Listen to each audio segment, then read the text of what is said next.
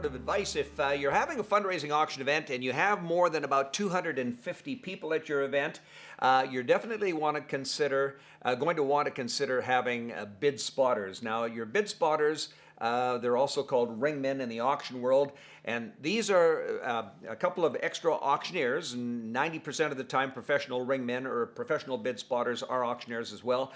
They're going to be out in the crowd, and they are an extra set of eyes for the auctioneer that is working up on the stage. They're going to be able to cover that crowd.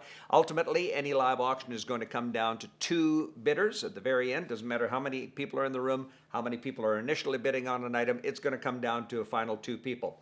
At that point, it's nice to have a professional ringman or spotter on each of these two buyers, cajoling them, trying to squeeze out that extra money. They work like magic, and they're generally the professionals are animated. A lot of them come out of the livestock auction world. They're animated, they're loud, they're energetic, lots of fun. They build the energy up in the room. They're a great assistance to the auctioneer up on the stage, and absolutely pay for themselves time and time again.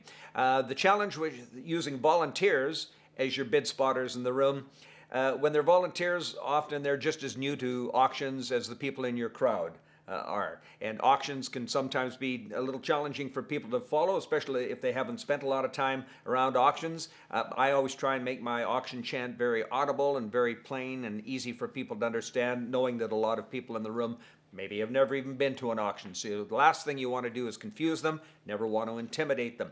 The problem using volunteer bid spotters, lots of times they're the same as those people sitting in the crowd. They might not be following the chant and the number sequence properly, and there can be mistakes and screw ups. So, it's a few $100 to hire a professional bid spotter.